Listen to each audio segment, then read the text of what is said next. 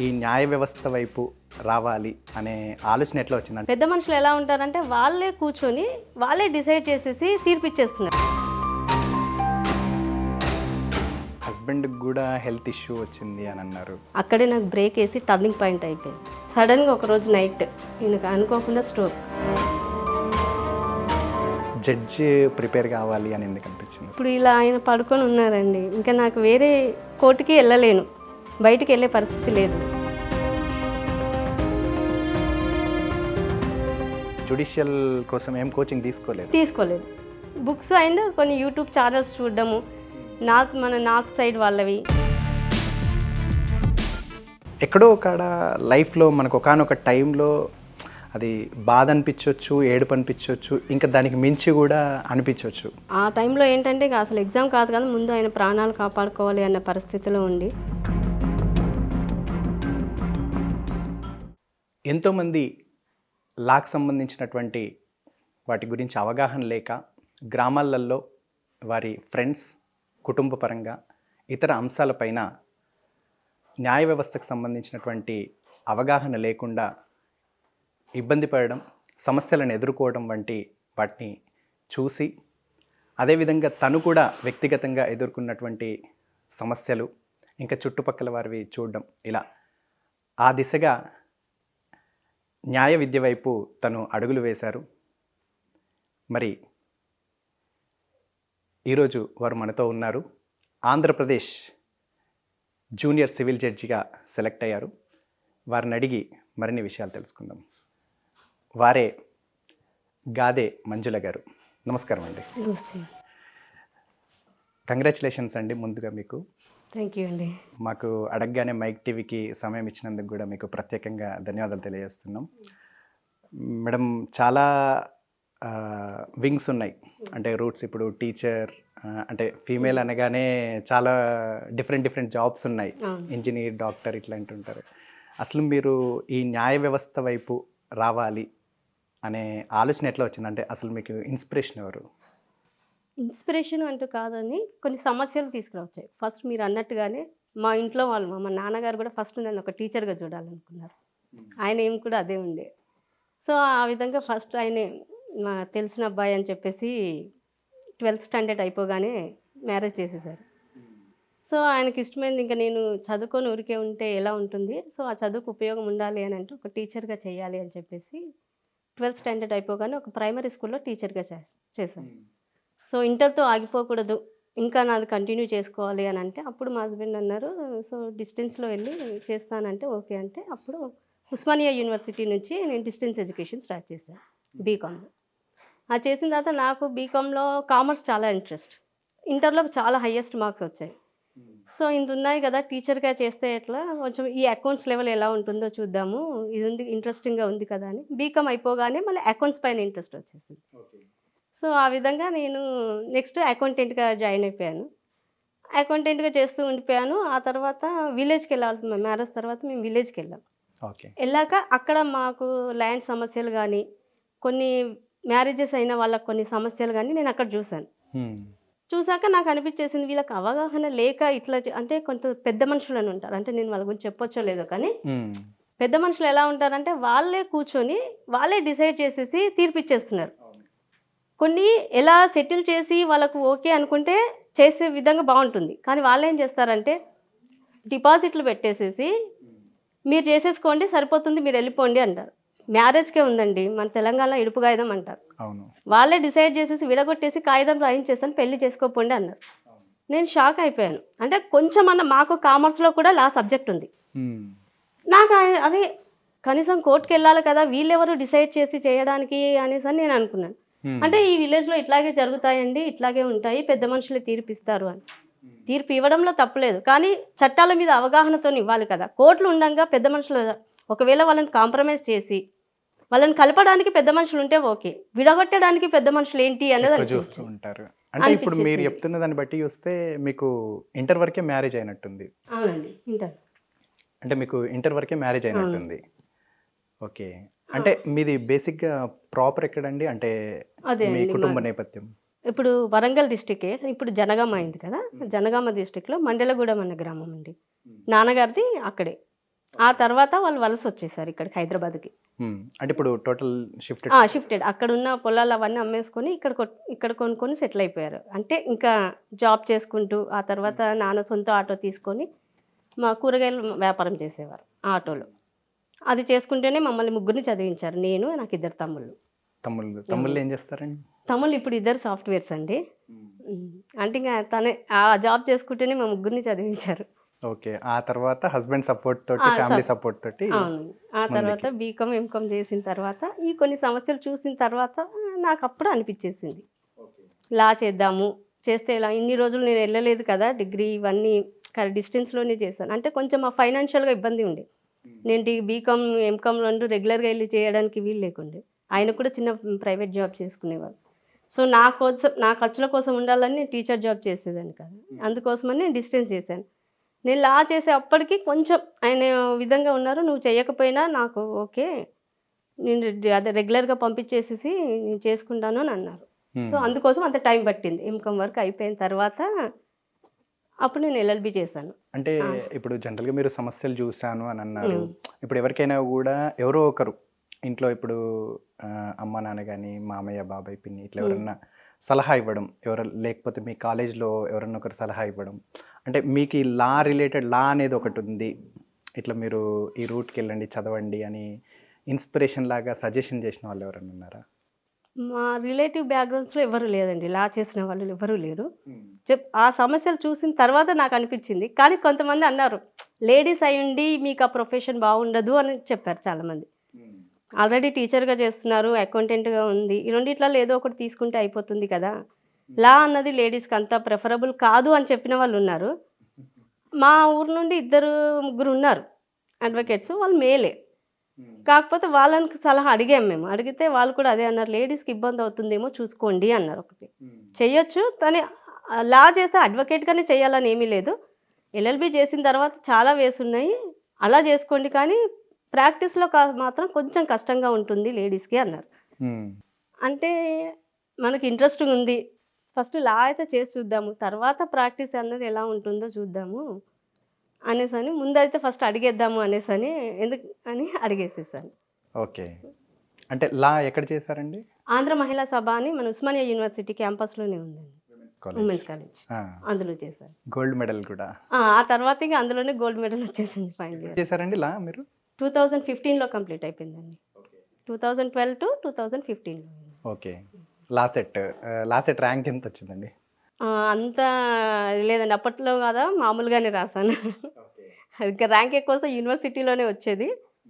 ఇంకా నేను చెప్తాను అనుకోలేదు. సరే లా సెట్ అయితే రాసి చూద్దాము. ర్యాంక్ వస్తే మనకు కన్వీనర్ కోటాలో వస్తే చేసి ఎల్ఎల్బీ అయితే చేద్దాము. దాని తర్వాత ప్రాక్టీసా లేదంటే బ్యాంక్ జాబ్స్ కూడా ఉన్నాయండి. ఆ జాబ్స్ కూడా ఉంటాయి కాబట్టి నేను అకౌంటెంట్ కాబట్టి ఆ వేలో కూడా వెళ్ళొచ్చు అనేసి అనుకొని ఫస్ట్ అయితే ఎల్ఎల్బీ జాయిన్ అవుదామని అనుకున్నాను. ఇంకా అందులో ర్యాంక్ రాగానే నాకు ఆ కాలేజ్‌లో వచ్చేసింది. కన్వీనర్ కోటాలోనే వచ్చింది కాబట్టి అది ఉమెన్స్ కాలేజ్. నాకు ప్రిఫరబుల్‌గా ఉంటుంది, బాగుంటుంది అని. ఎందుకంటే ఈ మధ్య కాలంలో వకీల్ సాబు, పవన్ కళ్యాణ్ అని చెప్పి, జై భీమ్, సూర్య గారు అని చెప్పి కొంచెం లా ఎక్కువ మంది అట్రాక్ట్ అయ్యారేమో అనిపిస్తూ ఉంటుంది. ఇప్పుడు కాంపిటీషన్ ఎక్కువైపోయింది. అప్పట్లో మాకు చాలా తక్కువండి. ఉమెన్స్ కాలేజ్ మాకు సీట్లు అందులో చాలా తక్కువ సీట్లు ఉండేవి. ఇన్ కేస్ నేను ప్రాక్టీస్ చేసిన కోర్టులో కూడా మేము ముగ్గురమే లాయర్స్ ఉండేవాళ్ళం. 60 మెంబర్స్ మేల్, 3 మెంబర్స్‌మే ఫీమేల్ ఉండేవాళ్ళం. అక్కడ కూడా అంతే. అంటే వాళ్ళు ఎవరైనా కూడా లేడీస్ అంటే ఏంది టీచర్ జాబ్ వెళ్ళిపోతారు, గవర్నమెంట్ జాబ్ వస్తుంది, సెటిల్ ఉంటుంది. అట్లీస్ట్ అది బీఎడ్ రాసుకోపోయారా అనేసి. మళ్ళీ కేసుల విషయంలో కూడా మీరు డీల్ చేసే వాటిల్లో ఒకవేళ ఫ్యామిలీ అయినా, క్రిమినల్ అయినా, సివిల్ అయినా కూడా కొంచెం మీరు అన్నట్టుగా పెద్ద మనుషులు, పోలీసులు, పొలిటికల్ కూడా ఫేస్ చేయాల్సి ఉంటుందేమో. అట్లాంటివి కూడా ఉంటాయి అనే ఉద్దేశంతో కూడా కొంతమంది ఒక్కొక్క రకంగా చెప్తూ ఉంటారు.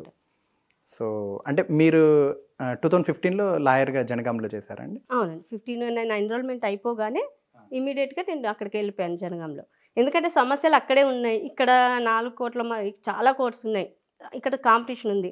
మనకు ఫస్ట్ వర్క్ నేర్చుకోవాలి. ఈ సమస్యల్ని పరిష్కరించాలి అంటే మనం అక్కడే ఉండాలి అని చెప్పేసని మేము అక్కడే ఇల్లు కన్స్ట్రక్ట్ చేసుకున్నాం మా ఊర్లోనే. కన్స్ట్రక్ట్ చేసుకొని ఇంకా అక్కడికే వెళ్ళిపోయాను. వెళ్ళిపోయి అక్కడే దగ్గర జనగామ కోటలో మాకు తెలిసిన మా సీనియర్ పానుగంటి శ్రీనివాస్ సార్ అని ఆయన ఉన్నారు. ఆయన దగ్గర జూనియర్గా జాయిన్ అయిపోయాను. ఓకే. అంటే ఏ కేసెస్ ఎక్కువ డీల్ చేసేవారండి అక్కడ జనగాంలో అక్కడ చేసిన సమయంలో? సివిల్, క్రిమినల్ 2 ఉంటాయండి. పర్టిక్యులర్‌గా ఈ కేస్ అంటూ ఉండదండి అడ్వకేట్. అంటే మీరు ఎక్కువ డీల్ చేసినది? నేను సివిల్ చేశానండి. క్రిమినల్ అంటే క్రిమినల్‌లో ఎక్కువ ఇప్పుడు ఉమెన్ వాళ్ళకుంటాయి కదా! డీవీసీ కేసులు. అలాంటివి బైగమి కేసెస్, డీవీసీ, 498 ఇలాంటివి చేసేదాన్ని. మిగతావి వెళ్ళేవాడిని కాదు. ఓకే. మిగతావి ల్యాండ్ కేసెస్, సివిల్ కేసెస్ చేసేవాళ్ళం. ఓకే. జనగాంలో ఎంత కాలం నుంచి చేస్తున్నారండి? 1 ఇయర్ చేశానండి అక్కడ. హ్మ్. తర్వాత ఇప్పుడు ఇక్కడ హైదరాబాద్‌లో చేస్తున్నారా? అంటే ఇప్పుడు ప్రిపరేషన్ చేసుకుంటూ వెళ్తున్నాను. రెగ్యులర్‌గా వెళ్ళట్లేను. అంటే ప్రిపేర్ అవ్వాలి కదా! ఇంట్లో హస్బెండ్‌ని చూసుకుంటూ నాకు వెళ్ళడానికి కుదరలేదు. సో, ఏమన్నా కేసెస్ ఉంటే వెళ్ళేదాన్ని. ఓన్ కేసెస్ ఏసుకున్నాను. అక్కడున్న ఎక్స్‌పీరియన్స్‌తో ఇక్కడ కొన్ని ఓన్ కేసెస్ ఏసాను. తెలిసిన వాళ్ళు ఇక్కడ దగ్గరలో ఉన్న వాళ్ళు ఎవరైనా ఉంటే కేసెస్ మా రిలేషన్స్‌లో ఉన్న వాళ్ళవి వేసేసాను. వేసి ఆ కేసెస్ ఉన్నప్పుడు వెళ్ళి వచ్చేసేదాన్ని. ఓకే. ఇప్పుడు హస్బెండ్‌కి గూడా హెల్త్ ఇష్యూ వచ్చింది అని అన్నారు. దాని విషయంలో గూడా సఫర్ అయ్యి మళ్ళీ ఊరికెళ్ళడము, ఇటు రావడము ఇట్లాంటి ఇంకా అది చెప్పాలంటే ఇక అదే ఉందండి. చాలా పెద్ద స్టోరీ. అంటే అక్కడే నా లైఫ్. మామూలుగా 12థ్ ఇది లా చేశాను. అక్కడ ప్రాక్టీస్ చేస్తున్నాను. కూల్‌గా ఉంటుంది అనుకున్నాను నేను నా లైఫ్‌లో. అక్కడే నాకు బ్రేక్ ఏసి టర్నింగ్ పాయింట్ అయిపోయింది. 1 ఇయర్ ప్రాక్టీస్ చేశాను. ఇంకా నన్ను అక్కడ ఫుల్‌గా నేను సెటిల్ అయిపోయాను. అన్నీ అయిన తర్వాత సడెన్‌గా ఒకరోజు నైట్ ఈయనకు అనుకోకుండా స్ట్రోక్. నైట్ 10:30, 10:00 అసలు ఏమీ తెలీదు. అసలు ఎప్పుడూ తెలీదు లైఫ్‌లో ఇలా అవుతుందని చెప్పి. అక్కడి నుంచి ఒకటే కాల్ మా బ్రదర్స్‌కి చేశాను అంతే. మా నాన్న, మా బ్రదర్స్ వీళ్ళిద్దరికి. ఇలా అవుతుంది అని అంటే ఇంకేమీ లేదు. తీసుకొని వచ్చేసేయి ఇక్కడికి అన్నారు. అదే నైట్ అక్కడి నుంచి 10:30కి వేసుకొని 12:30కి డైరెక్ట్ కిమ్స్ హాస్పిటల్ వచ్చేసాం. వాళ్ళు ఉండేసి ఛాన్సెస్ లేవండి అనేసని అన్నారు. 12 అవర్స్ గడిస్తే గానీ మేమేమి చెప్పలేము అనేసి అన్నారు. సో, హోప్స్ ఎలాగైనా ఉండనివ్వని చెప్పేసి కొంతమంది ఇంకా ఎలా ఉన్నారంటే మా రిలేటివ్స్‌లో సజెస్ట్ చేశారు. గాంధీకి తీసుకెళ్ళండి, ఉస్మానియా తీసుకెళ్ళండి. ఇక్కడ డబ్బులు వేస్ట్ చేయడం ఎందుకు?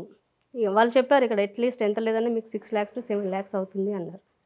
సో, ఇమ్మీడియేట్‌గా మన దగ్గర అంత డబ్బులు ఉండవు కదా! అక్కడ వెళ్ళండి అన్నారు. అంటే ఇంకా మా మా నాన్న మా బ్రదర్ పెద్దతను వాళ్ళు ఒప్పుకోలేదు. డబ్బు కాదు ముందు అతను కాపాడడం కావాలి. మేము ఇప్పుడు ఉస్మానియా, గాంధీ అని తిరుక్కుంటూ కూర్చుంటే తనకు సీరియస్ అయిపోతే ఆ తర్వాత ఏంటి పరిస్థితి అనేసని వాళ్ళు ముందుండి తీసుకెళ్ళేసి అక్కడ కిమ్స్‌లోనే అడ్మిట్ చేసేసాం. ఇమ్మీడియేట్‌గా 2 అవర్స్‌లోనే వాళ్ళు సర్జరీ చేసేసారు. ఆయన 48 అవర్స్ పట్టిందండి కోమాలోంచి రావడానికి. కానీ లెఫ్ట్ సైడ్ మొత్తం ప్యారలైజ్డ్ అయిపోయింది. ఆయన బెడ్ పైనే ఉంటారు. అది ఇయర్స్ పడుతుంది ఆయన కోలుకోవడానికని మాత్రం చెప్పారు. ఒక 11 days, 12 days అక్కడ ఉంచేసాక అట్లాగే దాంతోనే ఊరికెళ్తాము అని మేము అనుకుంటే ఈయన ఒక్కరే అండి మా ఇద్దరు అక్క వాళ్ళు. ఈయన ఒక్కరే. ఓకే. మీరు మేనమామనే చేసుకున్నట్టు. మీ మేనబావ. రిలేటివ్ మేనబావ. సో, మా మేనత్తకు ఒక కొడుకు, 2 కూతుర్లు. సో, 2 కూతుర్లు కాబట్టి ఈయన ఒక్కరే కదా అక్కడ ఉండేది. సో, అక్కడ నేను తీసుకెళ్తే ఈయనను చూసుకోవడానికి గానీ మాకంటూ ఇంకా వేరే దిక్కు లేదు, మొగ దిక్కు అన్నది. అందుకని ఇంకా తమ్ముళ్ళు వద్దు మా ఇంటికే తీసుకొచ్చేసేయి అని చెప్పేసని హైదరాబాద్‌లోనే ఇక్కడికి తీసుకొచ్చేసాం. ఓకే. ఇక్కడే ఉంటే అప్పుడు ఇంక ఆయన మొత్తం బెడ్ పైన ఉన్న వ్యక్తికి ఇంకా చెయ్యాలి కదా మనం అనేసని. సో, అది ఫిజియోథెరపీ చేయించుకుంటూ అవన్నీ చేసాం. అంటే ఇన్ని ఆర్థిక సమస్యలు, మళ్ళీ కుటుంబ పరిస్థితులు ఇలా ఉన్నాయి. ఆ సమయంలో ఇప్పుడు లాయర్‌గా చేస్తున్న సమయంలో మళ్ళీ మీరు జడ్జి ప్రిపేర్ కావాలి అని ఎందుకు అనిపించింది? ఇప్పుడు ఇలా ఆయన పడుకొని ఉన్నారండి. ఇంకా నాకు వేరే కోర్ట్‌కి వెళ్ళలేను. బయటికి వెళ్ళే పరిస్థితి లేదు. ఇంట్లో ఉండే నన్ను చూసుకుంటూ చదువుకుంటే ఎలా ఉంటుంది అనేసని మా చిన్న తమ్ముడండి. ఒక విధంగా చెప్పాలంటే తను త్యాగం చేశాడు. యాక్చువల్లీ అతన్ని మేము యూపీఎస్సీకి ప్రిపేర్ చేసాం. ప్రిలిమ్స్ కూడా అయ్యాడు. కానీ మా హస్బెండ్‌కి ఇలా అవ్వడం వల్ల ఫైనాన్షియల్‌గా అయిపోయి సో, నేను జాబ్‌కి వెళ్ళాల్సి రావాలి. జాబ్ మానేసి నేను చేయలేను. ఇద్దరిలో ఎవరమైనా ఒకరమైతే చాలు అన్న ఏముంది. నేను అన్నాను నిన్ను చేయాలనుకున్నాం. నాకు లేదు ఎట్లాగో నేను అడ్వకేట్‌గా ఉన్నాను. నేను అదే చేసుకుంటాను. జ్యుడిషియరీలో మాకు ఐడియా లేదు. బట్ ట్రై చెయ్యి అని తను అన్నారు. అంటే నా కోసం తను యూపీఎస్సీ మానుకొని చేయడం అనేది నాకు బాధనే అనిపించింది. కానీ తను మాత్రం ఒప్పుకోలేదు. నువ్వే చెయ్యి మేము జాబ్ చేసుకుంటూ అన్నా యూపీఎస్సీ చేసుకుంటా మేము సెటిల్ అయిపోతాం. కానీ నిన్ను ఇప్పుడు నీకు అడ్వకేట్‌గా నువ్వు ఈ పొజిషన్‌లో పెట్టుకొని నువ్వు వెళ్ళి చెయ్యలేవు. సో, నీకు ఏదన్నా అలాంటి గవర్నమెంట్ జాబ్ అయితేనే బెస్ట్. యూపీఎస్సీ అన్నది ఏంటంటే సపరేట్ నాకు డైవర్ట్ అయిపోతుంది. దట్ ఈస్ టోటల్లీ డిఫరెంట్ నేను చేసిన దానికి. సో ఎల్ఎల్బిలోనే ఐదర్ ఐబీపీఎస్ కానీ లేదా జడ్జికి కానీ వెళ్ళొచ్చు. ఈ రెండే నీకు ఆప్షన్స్ ఉన్నాయి కాబట్టి ఇందే చూస్ చేసుకో. నువ్వు ఇంట్లోనే ఉన్నావు, సో తను చూసుకో, నువ్వు చదవడం ఇదే నీ గోల్ అనేసాడు. అనేసి ఎందుకంటే తను జాబ్కి వెళ్ళిపోయారు. ఇంకా నాకు చెప్పేసి తను బెంగళూరులో జాబ్ చేస్తారు, తను బెంగళూరులో వెళ్ళిపోయారు. మా బ్రదర్ ఆస్ట్రేలియా ఉంది, తను ఆస్ట్రేలియా వెళ్ళిపోయారు. సో మేము చేస్తాం, ఫైనాన్షియల్గా మేము చూస్తాం. అంటే మాకున్న ప్రాపర్టీని ఇంకా అప్పటిలో మాకు 7-8 lakhs అంటే అరేంజ్ కాలేదు. అప్పటి వరకు తెచ్చారు కానీ ఆ ప్రాపర్టీ తీసేసి ఆ అమౌంట్ సెటిల్ చేసేసి ఇంకా నాకు ఇంకా ఈ బుక్స్ ప్రపంచం ఇచ్చేసి, ఇది జ్యుడిషియరీ, నువ్వు ఎప్పుడు జడ్జి అవుతావో అప్పుడే మా ఇంట్లోంచి బయటకు వెళ్ళాలి, అప్పటి వరకు నీ గోల్ ఇదే అని చెప్పేశారు. అంటే ఇప్పటికీ ఒక డౌట్ అండి, అంటే ఈవెన్ వాళ్ళిద్దరు సాఫ్ట్వేర్స్, ఒకవేళ మీరు అన్నట్టు తనకి ఇంజనీరింగ్ సర్వీసెస్ కుదిరితే తనతో పాటు మీకు కూడా ఒక డిగ్రీ పీజీ క్వాలిఫికేషన్ ఉంది కాబట్టి వీలైతే మీరు కూడా సివిల్స్ లేకపోతే గ్రూప్స్ ప్రిపేర్ కావాలి అనాలి. కానీ అసలు ఆ జుడిషియల్ అనేది తనకి కానీ మీకు కానీ, అంటే మీరు చేయగలరు, ఇలా నేను కూడా జడ్జ్ అవ్వచ్చు అని మీకే అనిపించిందా? ఇంకెవరు? అంటే మేము ఇప్పుడు ఎల్ఎల్బి చేస్తున్నప్పుడు కాలేజ్ లెవెల్లోనే ఉండేదండి. అంటే నేను పీపీ చేద్దాం అనుకున్నాను యాక్చువల్ అప్పుడు ఉన్నప్పుడు. పబ్లిక్ ప్రాసిక్యూటర్గా చేస్తే ఒక గవర్నమెంట్ జాబ్ అన్నది ఉంటుంది, ఇట్లా అయితే ఉండదు. కానీ ప్రాక్టీస్ చేయాలి కదా, దేనికి చేయాలన్నట్టు ప్రాక్టీస్కి వెళ్ళిపోయాను. మా ఫ్రెండ్స్లో కొంతమంది జ్యుడిషియరీకి వెళ్ళిపోయారు. అంటే నాకేంటంటే అడ్వకేట్గా ఉన్నాను కాబట్టి నేను పీపీగానే చేస్తాను అనుకున్నాను. సో మా సీనియర్ కూడా ఆయనే పీపీఏ. సో నాకు ఎక్కువ అదే అనుకున్నాను. కానీ లైఫ్ ఇప్పుడు ఇది అయిపోయిన తర్వాత పీపీకి అప్పటికి నోటిఫికేషన్స్ రాలేవు. ఎందుకంటే ఇప్పుడు 10 years అవుతుందండి. నేను చేసిన తర్వాత 7 years తర్వాత మొన్న నోటిఫికేషన్ వచ్చింది. సో ఆ నోటిఫికేషన్స్ లేవు, ఇవి కరెక్ట్గా పడుతున్నాయి ఎవ్రీ ఇయర్. సో దీనికి ఎక్స్పీరియన్స్ అవసరం లేదు, అయినా నాకు చేసిన ఎక్స్పీరియన్స్ ఉంది. కాకపోతే మీరు అన్నట్టుగా కోచింగ్ లేకుండా చేయడం కష్టం అని మాత్రం మా ఫ్రెండ్స్ సజెస్ట్ చేశారు. సాహసమే అంటే అన్నారు. ఇప్పుడు కూర్చొని ఇప్పుడు నాకు వేరే దారి లేదు. అట్లా అని చెప్పి నేను కోర్టుకి నేను వదిలిపెట్టేసి ప్రాక్టీస్కి వెళ్ళలేను.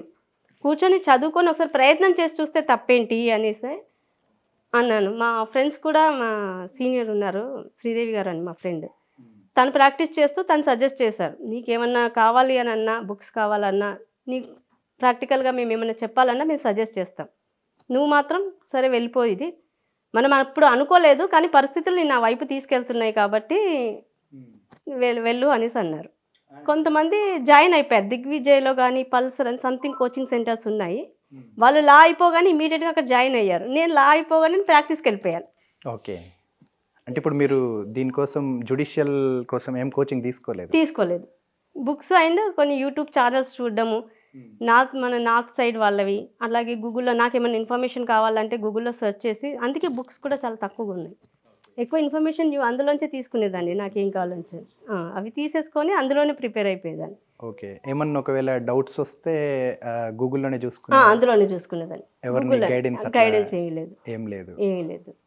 ఓకే, ఎందుకంటే ఇప్పటికీ కూడా ఏంటంటే ఇంకొక విషయము, మీరు బేసిక్గా ఎవరైనా కూడా 1-2 సార్లు ట్రై చేస్తారు. ఇప్పుడు మీకు ఫుల్ ఫ్లెడ్జ్ ఫ్యామిలీ సపోర్ట్ ఉంది, బ్రదర్స్, అమ్మ నాన్న, తమ్మ మామయ్య, హస్బెండ్ అందరు సపోర్ట్ ఉంది. కొన్ని చుట్టుపక్కల ఎట్లా ఉంటాయంటే మనం 1-2 సార్లు ట్రై చేయగానే రాకపోతే ఏదో ఒకటి అనేస్తారు, మనం కూడా డిసప్పాయింట్ అయిపోతాం, నీకు లాస్ట్ టైమే రాలేదు ఇక ఏమొస్తుంది అనేస్తారు. కానీ ఏకంగా మీరు 6 times ట్రై చేసి 6th time జాబ్ కొట్టారు. అసలు ఎట్లా, అంటే మీ సెల్ఫ్గా ఆ పట్టుదల, ఆ శ్రమ, ఆ కాన్ఫిడెంట్ మా ఫ్యామిలీ మెంబర్స్, మా బ్రదర్స్ అండి. నేను ఫస్ట్ అటెంప్ట్ రాగానే నా ప్రిలిమ్స్లో పోయింది, బట్ బార్డర్ మార్క్స్లో పోయాను. నేను అన్నాను, నాకు కుదరదు, ఇది ఇన్స్టిట్యూట్ తీసుకోవాలి, అట్లీస్ట్ ఇన్స్టిట్యూట్ కానీ వెళ్ళాలి, నేను ఇవే అనుకోలేదు, నాకు రాదు అంటే తను ఒకటే మాట అన్నా, ఎవరు ఏమన్నా పట్టించుకోకు, నీ లక్ష్యం ఇది, నువ్వు ఎన్నిసార్లన్నా ప్రయత్నించుకుంటూ. తను ఎగ్జాంపుల్గా చెప్పారు, ఎంతోమంది అయిన యూపీఎస్లు కానీ, లాయర్లు కానీ, ఐపీఎస్ ఆఫీసర్లు కానీ ఒకేసారి ఎవ్వరు అవ్వరు. అది అవ్వాలంటే పట్టుదల ఉంటూనే వెళ్ళాలి. ఒకటేమన్నా పోతే దీంట్లో ఏం తప్పులు చేసావో అది నేర్చుకొని నువ్వు రెండోసారి ఆ తప్పు చేయకుండా చూడు, చాలు. నువ్వు పాస్ కావాల్సిన అవసరం కూడా లేదు, ప్రయత్నం చేసావనుకో ఈ నాలెడ్జ్ నీకు ఇంకే విధంగానైనా ఉపయోగపడుతుంది. నువ్వు జడ్జే కావాలని ఏమీ లేదు అన్నారు, నువ్వు నేర్చుకో, ఇది రాయి, ఇందులో తప్పేమైందో ఈసారి పోయింది కదా, నెక్స్ట్ టైం దాన్ని చూసుకో, దాంట్లో ఏం జరిగిందో. నెక్స్ట్ టైం చూసుకోకుండా నువ్వు కొంచెం ఇంప్రూవ్ అవుతూ వెళ్ళావనుకో, అప్పుడు నీకు బెస్ట్ అవుతుంది అన్నారు. ఆ ఒపీనియన్ మీద నేను ఫస్ట్ చేసిన తప్పులను చూసుకొని వాటిని వీడియోస్గా చేసేసి యూట్యూబ్లో వేయడం మొదలుపెట్టాను. సో అవి నాకేంటంటే ఇంగ్లీష్లో ఉన్నదాన్ని తెలుగులో ట్రాన్స్లేట్ చేసి చెప్పడం వల్ల నాకు గ్రిప్ వచ్చేసింది. దానికోసం రీసెర్చ్ ఎక్కువ చేశాను. నేను యూట్యూబ్లో ఒక సబ్జెక్ట్ పైన చెప్పాలంటే దానిపైన నాకున్న బుక్స్ సరిపోవు. గూగుల్లో చాలా రీసెర్చ్ చేసి దాంట్లో అన్నీ తెలుసుకున్న తర్వాత వీడియో చేశాను. అంటే నాకు లా రిలేటెడ్ ఏవైతే జ్యుడిషియరీకి ఉన్నాయో ఆ సబ్జెక్ట్స్ మాత్రమే నేను చెప్పేదాన్ని. ఓకే. అండ్ మీరు యూట్యూబ్ ఛానల్ ఉన్నట్టుంది. మను మను లీగల్ లీగల్ ట్యూటోరియల్. అసలు యూట్యూబ్ పెట్టాలన్న ఆలోచన ఎట్లా వచ్చింది? అది ఇంట్లో ఉంటున్నావు. ఇప్పుడు ఒకసారి అయిపోగానే డిసప్పాయింట్ అయిపోయాను, మీరు అన్నట్టుగానే, అందరు అన్నట్టుగానే అయిపోయాను నేను. ఏంటి ఇప్పుడు ఇదేమో రాలేదు, ఇంకా నాకేంటి అటు అడ్వకేట్గా వెళ్ళలేకపోతున్నాను, ఏమీ లేదంటే మా పెద్ద బ్రదర్ హరిబాబు తన పేరు, తను చెప్పాడు, ఒక యూట్యూబ్ ఛానల్ చేసి నీ ఏవైతే నువ్వు అనుకుంటున్నావో అవి చేసేసి ఛానల్ పెడితే ఎట్లా ఉంటుంది అన్నారు. నాకు దానిపైన లేదు అని నేను అన్నాను. అంటే మేము చేసిస్తాము ఛానల్ ఎలా చేయాలన్నది, నువ్వు మాకు అసలు వీడియోస్ చెయ్యి, నువ్వు ఎలా చెప్తున్నావో చూస్తాము. అంటే వీళ్ళు ఏమన్నా ఉంటే డౌట్స్ ఇంట్లో అడిగేవాళ్ళు. నేను చెప్తుంటే నువ్వు మాకు ఎలా చెప్తున్నావో అలాగే చెప్పేసేయి, నీకు టీచర్గా ఎక్స్పీరియన్స్ ఉంది కదా అనేసాను. అంటే అప్పుడు ఒక 2 వీడియోస్ ఫస్ట్ చేశాను. నాకు తెలిసిన సబ్జెక్టు హిందూ మ్యారేజ్ యాక్ట్ చాలా గ్రిప్ ఉంది ఆ సబ్జెక్ట్ పైన. సో మనం చెప్పాలంటే ఫస్ట్ దానిపైన అనేసి అని అది తీసుకొని స్టార్టింగ్ మళ్ళీ మనకు వేరే లాంగ్వేజ్లో మనం ఇంగ్లీష్లో కానీ అలా చెప్పాలంటే కొంచెం ఇబ్బందిగా ఉంటుంది. మనం తెలుగులోనే అందరికీ చెప్పాలని అంటే తెలుగులోనే చెప్తే బాగుంటుంది, అర్థమవుతుంది. ఇంగ్లీష్లో చెప్పే ఛానల్స్ చాలా ఉన్నాయి, తెలుగులో ట్రై చేసి చూడు అని చెప్పేసి చెప్తే అప్పుడు తన ఛానల్స్ వాళ్ళు స్టార్ట్ చేసి ఇచ్చారు, వీడియోస్ నేను చేసి ఇచ్చేది. ఓకే. అండ్ ఇంకొకటి మీ ఛానల్ చూశాను, వీడియోస్ చాలా తక్కువగా ఉన్నాయి, 40+ ఉన్నట్టున్నాయి, కానీ సబ్స్క్రైబర్స్ ఎక్కువ ఉన్నారు, 19,000 20,000 వరకు ఉన్నట్టున్నారు. అంటే ఎట్లా అసలు, అంటే SEO ఇచ్చుకోవడం కానీ, యూట్యూబ్ అని అంటే ఓన్లీ వీడియో, ఇప్పుడు మీరు అన్నట్టు పెద్ద రీసెర్చ్ చేయాలి, మళ్ళీ మీరు ఆ సబ్జెక్ట్ ఏమైనా మిస్టేక్స్ పోతే అనే ఇంటర్నల్గా అనిపిస్తూ ఉంటుంది, మళ్ళీ కింద కామెంట్స్ కూడా పెడుతూ ఉంటారు. SEO మన వీడియోనే ముందుకు రావాలి అని అంటే వ్యూస్ సబ్స్క్రైబర్స్ కోసం చేస్తూ ఉంటారు. అంటే అసలు దానికోసం ఏ విధంగా కష్టపడాలి? అది కూడా యూట్యూబ్లోనే తెలుసుకున్నానండి, అసలు SEOs ఎలా పెట్టాలి, టైటిల్స్. ఇంకా నాకు ఇంట్లో ఉన్నది చదువు ప్రపంచం, ఇది అలాగే కొంచెం చేసి ఇచ్చిన తర్వాత ఈ SEOs గురించి నేను యూట్యూబ్లోనే తెలుసుకున్నాను. అంటే మన టైటిల్ పెట్టాలంటే ఏంటి, హ్యాష్ట్యాగ్లు ఎలా పెట్టాలి, మనం ఏ టైటిల్ పెడితే అవుతుంది, థంబ్నెయిల్స్ ఎలా చేయాలి అని ఇలాంటివన్నీ. అంటే అంతకుముందు నేను బీకామ్ కంప్యూటర్స్ చేశాను కాబట్టి ఆ నాలెడ్జ్ ఉంది కదా. సో అందులోంచి గూగుల్లోంచి కొన్ని యాప్స్ తీసుకొని థంబ్నెయిల్స్ చేయడం కానీ, ఈ SEOs ప్రిపేర్ చేయడం కానీ, ఎలా పెట్టాలి, హ్యాష్ట్యాగ్స్ ఎలా ఇవ్వాలి, ఇవన్నీ మళ్ళీ అందులోనే యూట్యూబ్లో చూసి వేరే ఛానల్స్ వాళ్ళు చెప్పినవి అవి తెలుసుకొని మళ్ళీ నేను అందులో పెట్టేసి. ఓకే. అంటే ఏమన్నా ఇన్కమ్ జనరేట్ అవుతుందా? అవుతుంది, వస్తుంది. మానిటైజ్ చేసినవి ఒక 1.5 year 2 years అవుతుంది. అంటే ఎక్కువ ప్రతిదానికి కామెంట్కి రిప్లై ఇస్తాను నేను. నాకే ఎందుకు, మనం చెప్పినప్పుడు వాళ్ళకి డౌట్స్ కోసమే కదా అని, వాళ్ళు ఏ టైం లాగానే నేను ఇమీడియట్ చూసేసుకుంటాను, ఇమీడియట్గా రిప్లై ఇచ్చేస్తాను. మనం పెట్టేసి ఊరికే పెట్టేస్తే ఇంకా వాళ్ళు చూడడానికి ఏముంటుందని ఆ కామెంట్స్లోనే నేను ఇమీడియట్గా రిప్లై ఇచ్చేస్తాను. అంటే యాక్చువల్గా ఒక ఈ మధ్య కాలంలో అబ్బాయి అయినా అమ్మాయి అయినా కూడా ఎటన్నా పంపించాలంటే ఒంటరిగా అంటే బాగా ఇదవుతూ ఉంటారు, ఏ జాబ్కైనా. కానీ మీ ఫ్యామిలీ అందరు కలిసి మీకు సపోర్ట్ చేస్తూ మిమ్మల్ని జ్యుడిషియల్ సైడ్ పంపించారు. అసలు మొత్తం ఇప్పుడు మీరు 6 times ట్రై చేశారు, ఫస్ట్ టైం నుంచి 6th time వరకు. అసలు ఆ ట్రాక్లో ఎక్కడ మిస్ అయింది మీ job? First time, second time, third time అట్లా? అది ఫస్ట్ టైం అటెంప్ట్ చేస్తాను. ఫస్ట్ చేసి చూద్దాము, అందరూ వెళ్తున్నారు మా ఫ్రెండ్స్, ఫస్ట్ టైం కాబట్టి వాళ్ళు కాలేజ్ నుంచి చదువుకొని వచ్చేసి అందరూ ఫస్ట్ నోటిఫికేషన్ రాగానే అందరితో పాటు ఆ ఫస్ట్ నోటిఫికేషన్ రోజు ఏమైందంటే నాకు 2 days బిఫోర్ ఎగ్జామ్ ఉందనగా సడన్గా ఈయనకు మళ్ళీ సెకండ్ స్ట్రోక్ వచ్చేసింది. ఆ రోజు మళ్ళీ తీసుకెళ్ళి హాస్పిటల్లో జాయిన్ చేసాం, నెక్స్ట్ డే ఎగ్జామ్ ఉంది, ప్రిలిమ్స్. ఇంకా నేను అనుకున్నాను వద్దులే, ఇంకా నాకు ఇదే సరిపోతుంది, ఈ నెక్స్ట్ ఇయర్ ట్రై చేస్తానులే అన్నాను. అనుకోకుండా ఒక 12 hours ఈయన మళ్ళీ ICU నుంచి వచ్చేసారు, రూమ్కి షిఫ్ట్ చేశారు. నేను బాగానే ఉన్నాను అన్నారు ఈయన. ఇంకా అనేసి ఈయన ఏమన్నారంటే, తమ్ముడు ఉన్నాడు తీసుకెళ్ళడానికి, వాళ్ళు చూసుకుంటారు, నువ్వు నా కోసమని ఎగ్జామ్ ఆపకు అన్నారు. అనగానే ఆయన హాస్పిటల్లో ఉండగానే ఆ నెక్స్ట్ డేనే వెళ్ళి ప్రిలిమ్స్ రాసేసి వచ్చాను. ఓకే. అది ఎక్స్పీరియన్స్గా తీసుకున్నాను ఫస్ట్ టైం. అప్పుడు నేను ఎక్స్పెక్ట్ చేయలేదు, ఎట్లాగో రాదు, ఎందుకంటే నేను ప్రిపేర్ తక్కువగా అయ్యాను, అది ఎలా ఉంటుందో తెలీదు. ఫస్ట్ అటెంప్ట్ వెళ్ళి మనం ఎక్స్పీరియన్స్ అవుతూనే తెలుస్తుంది, కొంచెం ఈ టెన్షన్లో కూడా ఉన్నాను అనుకొని రాసేసి వచ్చాక మాకు 60 అట్లా ఉంటాయి కట్ ఆఫ్, 60-65. అప్పుడు నాకు 59 marks ఏమో వచ్చాయి, 1 mark కట్ ఆఫ్తో పోయింది. అంటే నువ్వు చదవకుండానే ఖాళీ వెళ్ళి రాస్తేనే నీకు 59 వచ్చాయంటే నువ్వు చదివితే నీకు ప్రిలిమ్స్ వచ్చేస్తాయి కదా అని మా తమ్ముళ్ళు అన్నారు. సో దాన్ని తీసుకొని నెక్స్ట్ టైం మళ్ళీ ప్రిపేర్ అవుదువు అనేసి అని అన్నారు.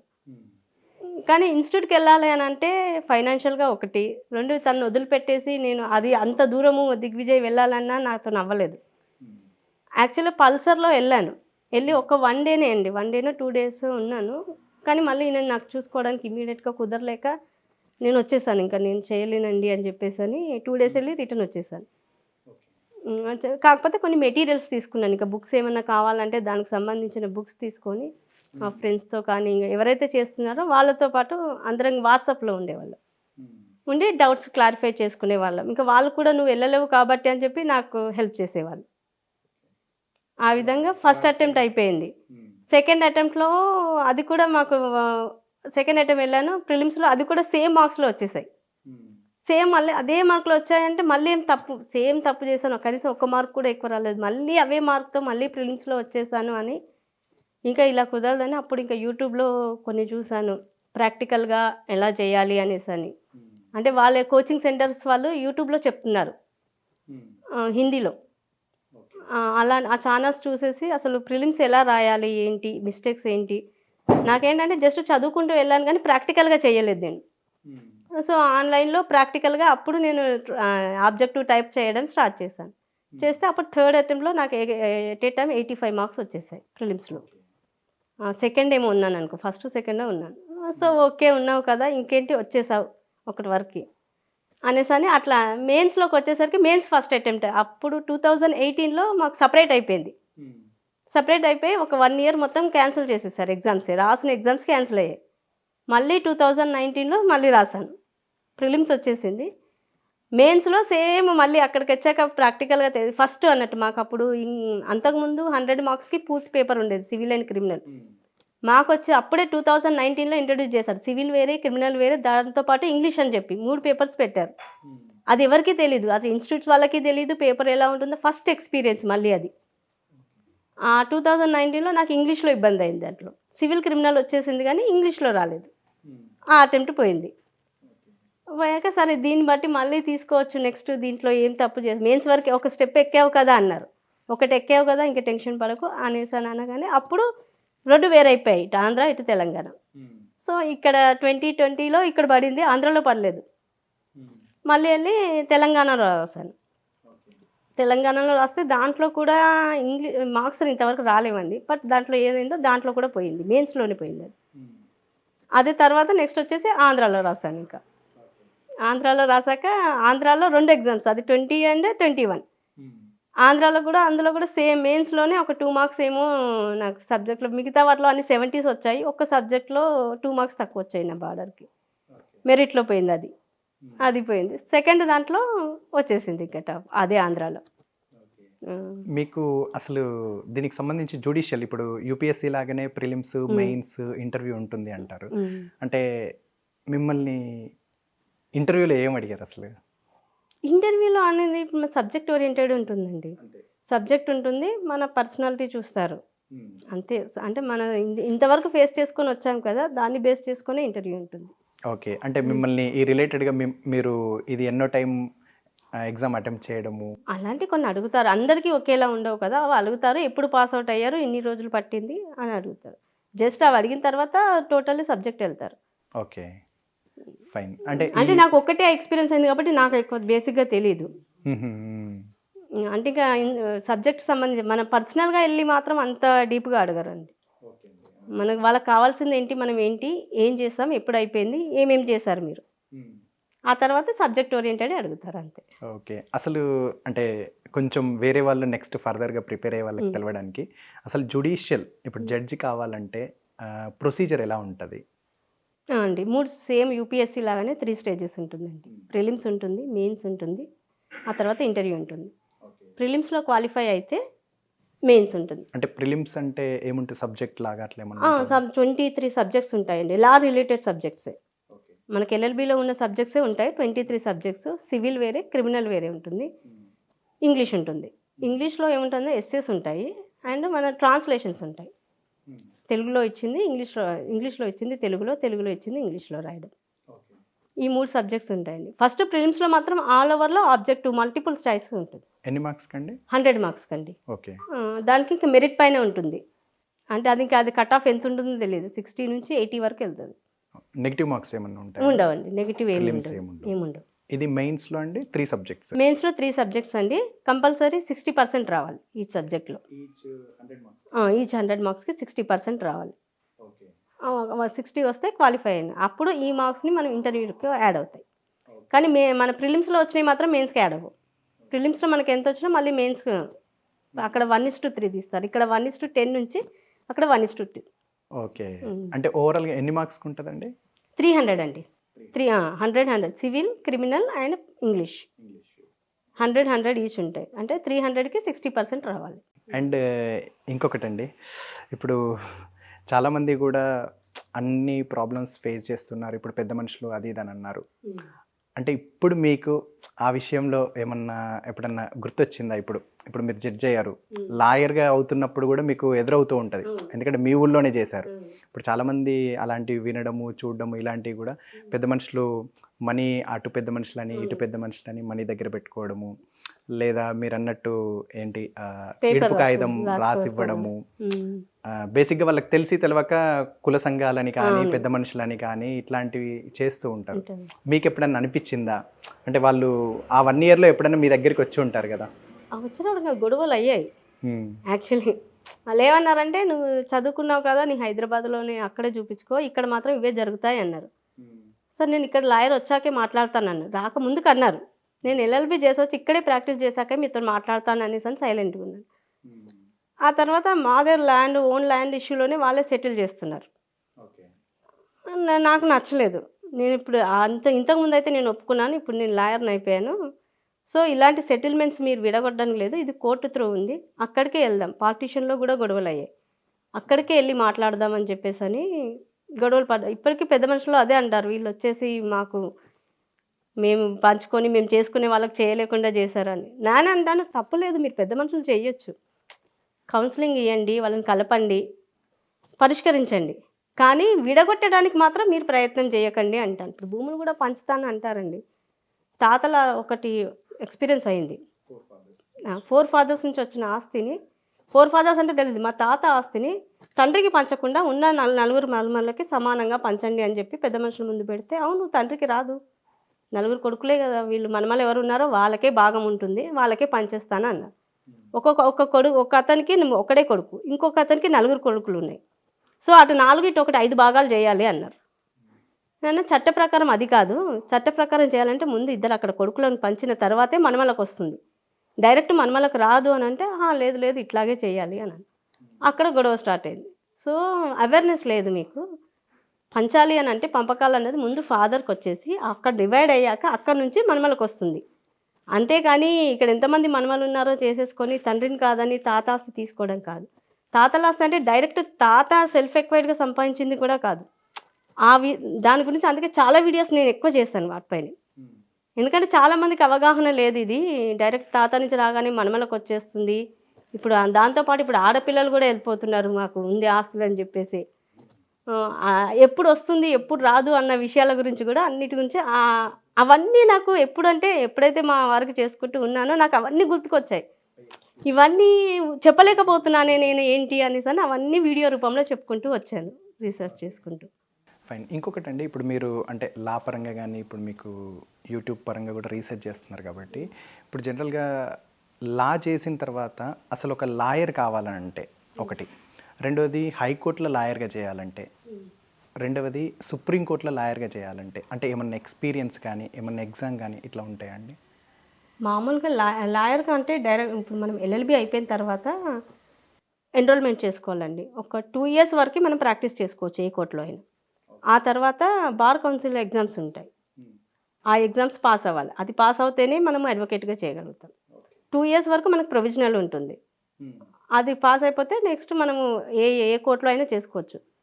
హైకోర్టుకైనా మనం వెళ్ళొచ్చు, కాకపోతే ఎక్స్పీరియన్స్ లేకుండా మనం అక్కడ ఆర్గ్యుమెంట్స్ చెప్పడం కానీ అక్కడ ఇబ్బంది అవుతుంది. అందుకోసమని జూనియర్గా వెళ్తారే తప్ప డైరెక్ట్గా ఆర్గ్యుమెంట్ చెప్పడానికి ఎల్ఎల్బి అయిపోగానే వెళ్ళిపోరు. పర్టికులర్గా ఎగ్జామ్ అంటూ ఉండదు దానికంటూ హైకోర్టుకు, కానీ వెళ్ళొచ్చు. ఓకే, ఇది ఈ ఎగ్జామ్ ఏదైతే ఉంటుందో బార్ పాస్ అయ్యి వెళ్ళొచ్చు. ఎందుకంటే ఇప్పుడు ఎన్రోల్ కావాలంటే కూడా మినిమం పర్సంటేజ్ ఏమన్నా అవసరం లేదండి, మనం పాస్ అయితే సరిపోతుంది. ఎల్ఎల్బి పాస్ అయితే ఆ సర్టిఫికెట్స్ పెట్టుకొని మనము హైకోర్టులోనే చేసుకోవచ్చు, ఓకే. ఎన్రోల్ అండ్ చేసుకోవచ్చు. ఇంకొకటి ఇప్పుడు మీరన్నట్టుగానే మీ ఒక ఆర్టికల్ కూడా చూశాను ఒక పేపర్లో. ఎట్లా అంటే సమస్యలే లా వైపు నడిపించాయి అని అన్నారు. అవును. అంటే ఇప్పుడు నేను చాలామందిని లా చేసే వాళ్ళని కూడా చూస్తున్నా. ఉమ్. ఎవరు చూసినా కూడా అంటే వాళ్ళు ఒక ప్రాబ్లం ఇప్పుడు లైక్ మీరు ఇప్పుడు సివిల్ రిలేటెడ్ కేసెస్ చూశారు, ఊళ్ళో సమస్యలని మీ చుట్టుపక్కల వాళ్ళవి చూశారు, కొంతమంది ఫ్యామిలీ రిలేటెడ్ హస్బెండ్వి, కొంతమంది వైఫ్వి, కొంతమంది ఫ్యామిలీవి, ఇట్లా చాలా చూస్తున్నారు.